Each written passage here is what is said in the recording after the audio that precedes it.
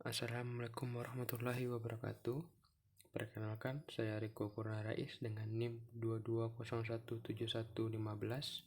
Saya akan mempresentasikan tentang perkembangan sastra perempuan dan sastra anak.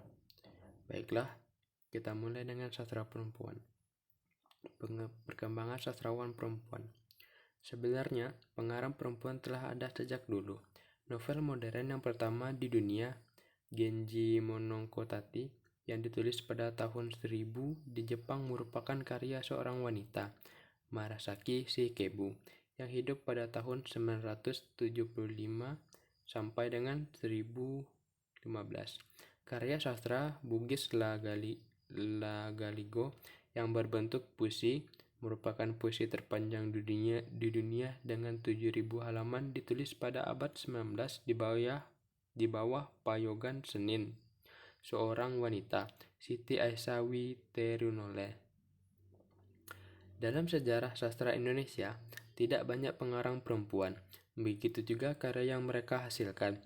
Pada periode atau angkatan Balai Pustaka, hanya ada Hamidah yang menulis Kehilangan Mestika yang terbit pada tahun 1935. Nama lain dari Fatimah Hasan de Lattes ini dilahirkan pada tanggal 8 Juni tahun 1914 di Palembang. Sementara pada periode atau angkatan Pujangga Baru, ada pengarang perempuan bernama Selasih Selaguri atau Sari Amin, perempuan yang dilahirkan di Talu pada tanggal 31 Juli tahun 1935.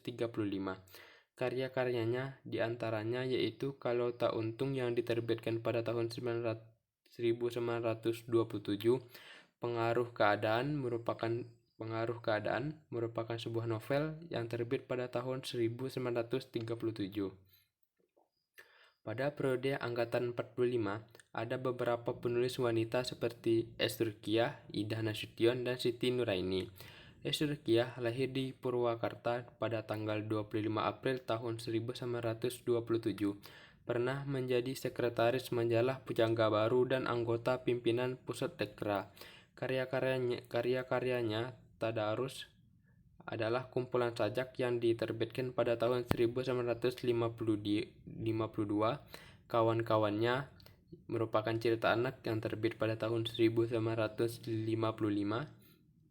Sementara itu, Siti Nuraini lahir di Padang pada tanggal 6 Juli tahun 1930. Pernah juga menjadi redaktur Gelanggang.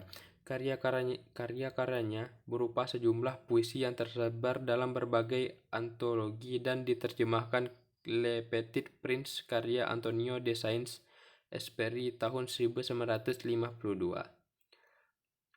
Perkembangan sastra anak. Sastra anak merupakan salah satu cabang sastra dari beberapa jenis sastra lainnya, seperti sastra lisan dan sastra tulis. Dari istilah sastra anak ditunjukkan untuk seorang anak. Sastra anak dikelompokkan menjadi dua jenis, yaitu sastra anak karya anak dan sastra anak karya orang dewasa yang mengisahkan perjalanan cerita anak yang bertujuan untuk mendidik anak. Sastra anak di Indonesia mulai muncul awal tahun 70-an sampai sekarang. Dari tahun 70-an sampai sastra anak hanya dikenalkan kepada anak-anak dan masyarakat dalam bentuk teks dan buku. Sastra anak semakin dikenal karena kemajuan teknologi yang mempermudah menemukan bacaan cerita anak melalui media digital. Perjalanan sastra anak di Indonesia belum positif karena sejak dulu hingga saat ini sastra anak baru berkembang. Sastra anak belum menemukan dan merasakan adanya bacaan cerita anak yang diidolakan. Hal ini disebabkan oleh kurangnya majalah yang membuat cerita anak, surat kabar yang membuat cerita anak, buku cerita anak, dan novel anak yang beredar di Indonesia. Minimnya perhatian terhadap sastra anak dari berbagai kalangan dipengaruhi oleh peninggalan pemerintah Belanda pada masa kolonial yang tidak mengizinkan sastra berkembang secara bebas, khususnya sastra anak. Ada penilaian yang diwarisi Belanda dari anak-anak jajahannya, yaitu bahwa dunia anak-anak bukanlah bagian penting dari peradaban budaya yang ada di masyarakat. Peninggalan Belanda sangat erat kaitannya dengan Indonesia walaupun Indonesia sudah merdeka, tetapi mentalitas tidak berubah. Baiklah, terima kasih dari saya. Mohon maaf apabila ada salah kata. Sekian.